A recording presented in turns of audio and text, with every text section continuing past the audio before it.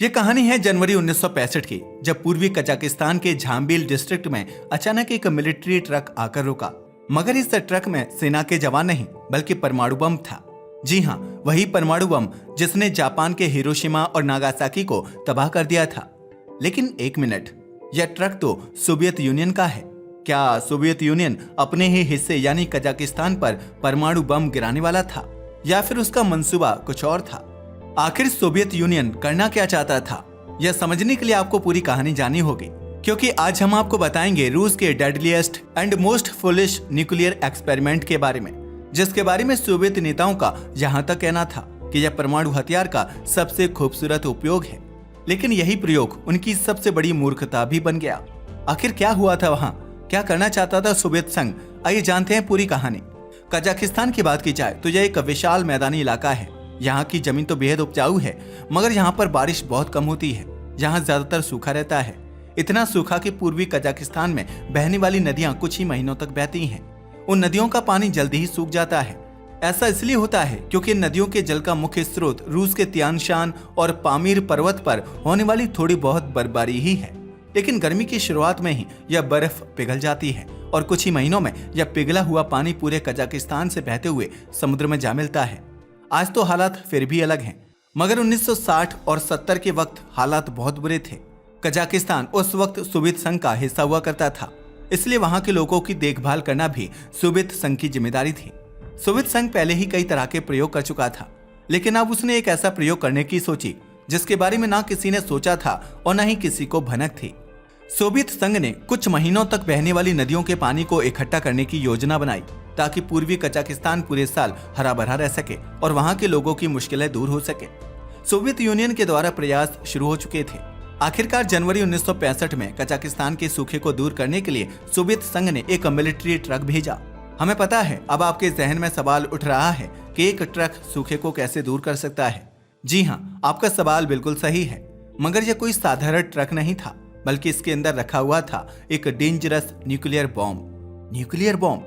जी हाँ, nuclear bomb. दरअसल Soviet संघ यहाँ कुछ ऐसा करने वाला था जो अपने आप में दुनिया का पहला और सबसे अनोखा प्रयोग था, जिस सामग्री को दुनिया विनाश के रूप में देखती है। सोवियत संघ उसी सामग्री से प्रकृति और मानवता का भला करना चाहता था। वैसे अगर इस परमाणु बम की बात करें तो इसकी ऊंचाई 10 फीट और व्यास 3 फीट था। जैसे ही अपनी डेस्टिनेशन पर पहुंचा, इसे ट्रक से बाहर निकाला गया। यहाँ पर पहले से ही एक 584 फीट गहरा गड्ढा खुदवाया गया था। बम को ट्रक से निकालकर एक भारी भरकम क्रेन की मदद से गड्ढे में उतारा गया।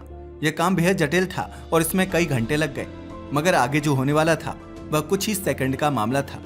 दरअसल अब उस गड्ढे में डाले गए परमाणु बम में विस्फोट करने की बारी थी। इस बम की पावर थी 170 किलोटन। अब आप सोचिए, हिरोशिमा पर जो बम गिराया गया था वह मात्र 15 किलोटन का था, तो यह बम उससे 12 गुना ज्यादा शक्तिशाली था।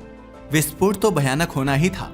जैसे ही विस्फोट हुआ, जमीन के लगभग 484 फीट नीचे होने के बावजूद इतना जबरदस्त धमाका हुआ कि धुएं और गर्म गैसों का गुबार 15,000 फीट की ऊंचाई तक आसमान में फैल गया। करोड़ों टन मिट्टी अचानक ऊपर उछल गई और एक 400 मीटर चौड़ा और 328 फीट गहरा गड्ढा बन गया।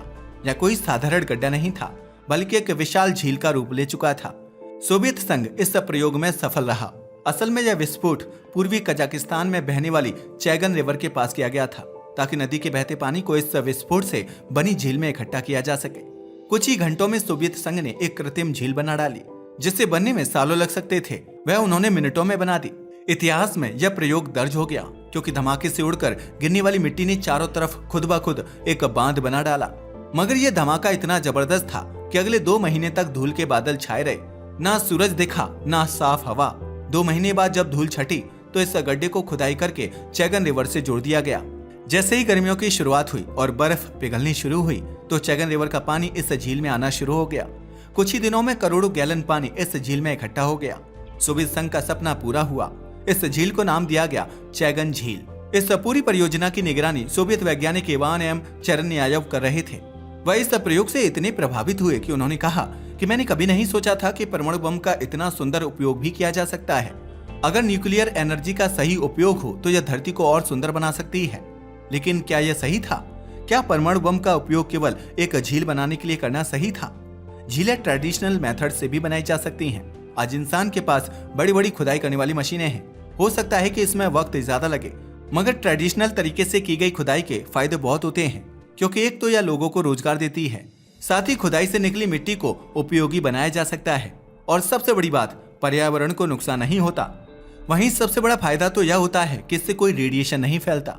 जी हाँ, रेडिएशन के बारे में तो सोवियत संघ ने सोचा ही नहीं, क्योंकि अगर परमाणु हथियार से झील बनाना वाकई में एक बेहतर फैसला होता तो ऐसे प्रयोग दुनिया भर में किए जा रहे होते, मगर सोवियत संघ के बाद किसी भी देश ने इस तरह के प्रयोग को नहीं दोहराया। असल में 1960 के दशक में परमाणु रेडिएशन के लॉन्ग टर्म प्रभाव और पर्यावरण में होने वाले नुकसानों के बारे में वैज्ञानिकों के पास ज्यादा जानकारी नहीं थी, जबकि पहले सोवियत वैज्ञानिकों का मानना था कि विस्फोट से निकलने वाला अधिकतर रेडियोधर्मी पदार्थ जमीन के अंदर ही फंसा रहेगा, मगर ऐसा हुआ नहीं। उनकी यह भविष्यवाणी धरी की धरी रह गई, क्योंकि रेडिएशन कजाकिस्तान में बड़े पैमाने पर फैल गया। इनफैक्ट आज तक भी यह इलाका रेडियोधर्मी बना हुआ है। असल में कोल्ड वॉर के दौर में शांतिपूर्ण परमाणु विस्फोट का जुनून अमेरिका और सोवियत संघ दोनों में फैला हुआ था। दोनों देशों को लगता था कि परमाणु विस्फोट का उपयोग large construction works, digging of canals and building of ports के लिए किया जा सकता है। उन्हें लगा कि इससे समय और पैसा दोनों की बचत होगी। इसके अलावा यह भी कि हम परमाणु हथियार सिर्फ युद्ध के लिए नहीं बल्कि मानवता की सेवा के लिए बना रहे हैं। मगर यह तो वही बात हो गई कि दूसरों को नशा छोड़ने की सलाह देना, वो भी खुद सिगरेट जलाकर। परमाणु विस्फोट से चैगन लेक के निर्माण की एक दूसरी वजह भी थी। असल में वर्ल्ड वॉर सेकंड के बाद से ही सोवियत संघ और अमेरिका के बीच एक प्रकार की साइंटिफिक एंड टेक्नोलॉजिकल रेस चल रही थी। ये दोनों ही देश खुद को महाशक्ति साबित करना चाहते थे, फिर चाहे वह स्पेस में हो या फिर धरती पर। परमाणु ऊर्जा से एक झील बना देना उनकी झूठी शान का ही एक हिस्सा था। झील तो बन गई, मगर इसके भयानक परिणाम बाहर आने अभी बाकी थे। असल में कुछ महीनों बाद सोवियत वैज्ञानिकों ने एक घोषणा की, रेडिएशन समाप्त हो चुका है और अब झील का पानी बाथिंग, वॉशिंग, इरिगेशन और यहाँ तक कि पीने के लिए भी सुरक्षित है। और इसे साबित करने के लिए उन्होंने झील में 36 अलग अलग प्रजातियों की मछलियां छोड़ दी।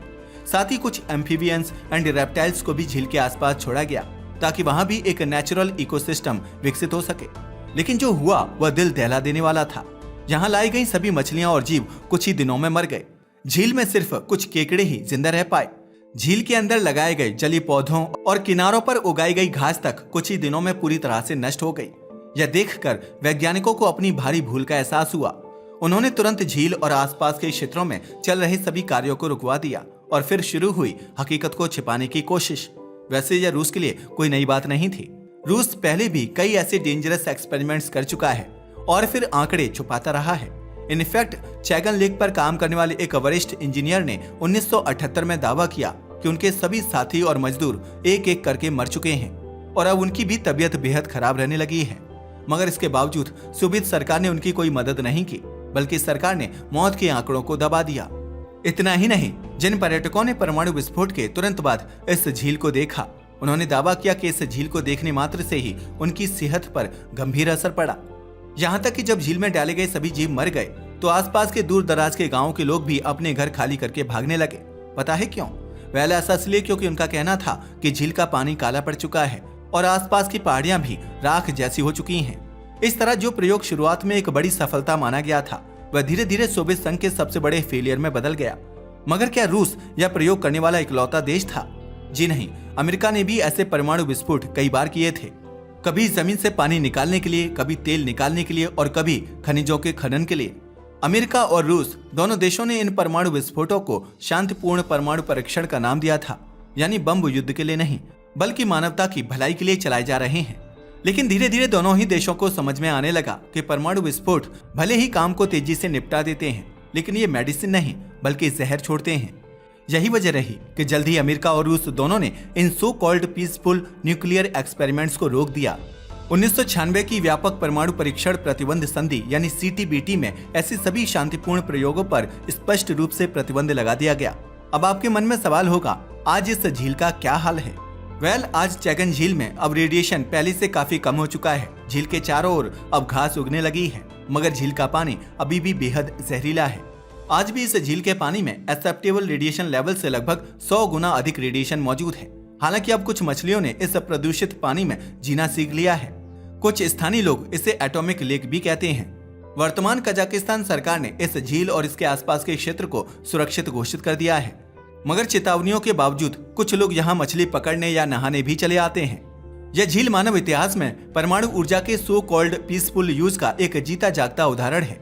यह दिन हमें बताता है कि जल्दबाजी का काम शैतान का होता है। अब आपका क्या ख्याल है इस परमाणु प्रयोग के बारे में? हमें अपनी राय को कमेंट करके जरूर बताइएगा।